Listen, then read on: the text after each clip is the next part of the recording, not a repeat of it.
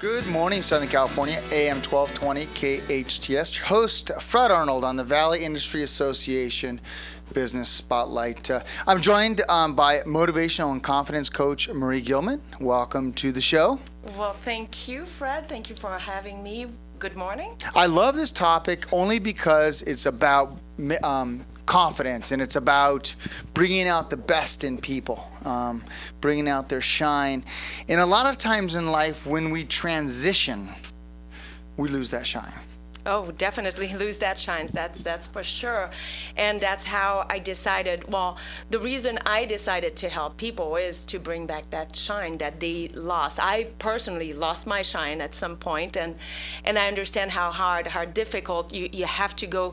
You're stuck in a rut, basically, and you can't get out of it. And I want to help people get out of this situation. And you know, we all need a push at some point in our life, someone kind of a guide, someone that can maybe just even hold your hand for a little while just to get you to move forward and to give you that confidence, because we lose the confidence in ourselves.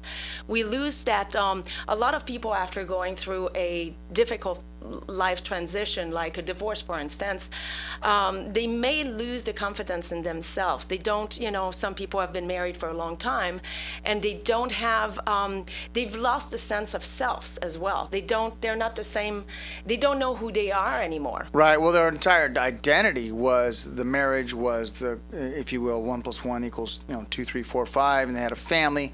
Now that's broken up, and so you do lose a sense of identity. Yes. And who you are, and you help people reinvent themselves in some cases, or refine. Well, how would you say that? It's not reinventing yourself. It's finding that person that you lost along the way. It's always been there. There's no losing yourself. Who you were at the beginning, you still have it inside of you, but you pushed it down, and now it's to find it again, and it's to go and find what gets you excited about life again, the things that you forgot, what made you, you know, if it was going to concert or if it was traveling, these things that you may have stopped doing just because your partner didn't want to do, or because of whatever the reasons were, you didn't want to do it anymore. Now it's the time to find the things that gets you excited and move forward, but sometimes you need someone to say, hey, you can do it. You know, you need this motivation, this boost. And I wish I would have had someone that would have boosted me and say, hey, you can do it, you know. So as a life coach, which is what you are, you're a life coach, let's talk about some of the techniques you use, because when we were discussing this before in a pre-interview to make sure I hit the right points that we really want to get across, you do something very unique, which is you go to the beach. Well, this is, again, we're going back to where I started, you know, the reason why I started coaching. So after my divorce, I would go, if I felt really angry, frustrated, mad, I would go to the beach, and I would start walking and listening to some great music, and I would get myself out of that funk, you know.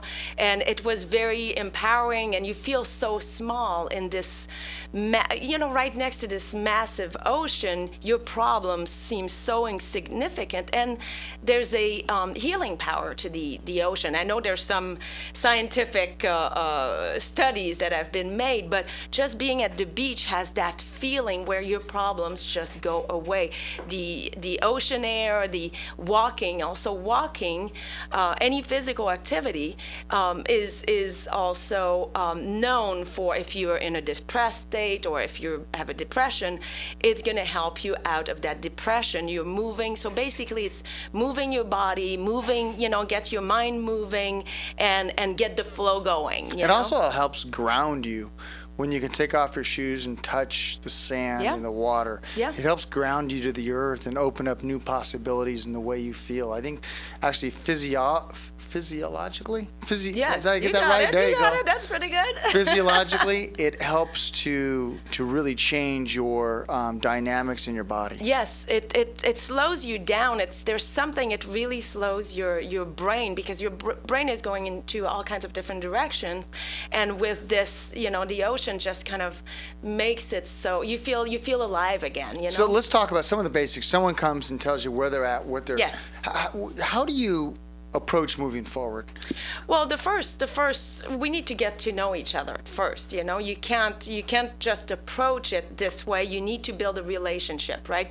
And understand where they are and how they feel. What's stopping them from moving forward? What are the elements that the barriers, the roadblocks? And it's to find those roadblocks per our discussions, and then depending on what's stopping them, and it's usually fear that stops you from whatever the fear is, fear of being alone or fear of so many different. Fear kind of takes over our life sometimes. Yes, and fear of being mediocre, or there's so many different. Fear of rejection. Exactly.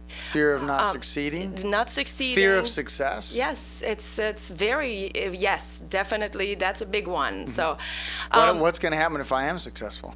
Well, that's what we work together Exactly. to. I mean, you cannot be afraid of success. If you want to be successful and you're afraid of success, well, we need to find ways to get you over that hump. Actually, it's not get over the hump; it's to completely wipe out that hump, so there's no hump anymore. That you just drive right through it. I love that. We're going to jump to a quick break, but when we come back, I want to talk about some strategies that people have used and that you shared with others to help break through the barriers and have a great new you. Okay. So we're going to jump to a quick break and we'll be right back.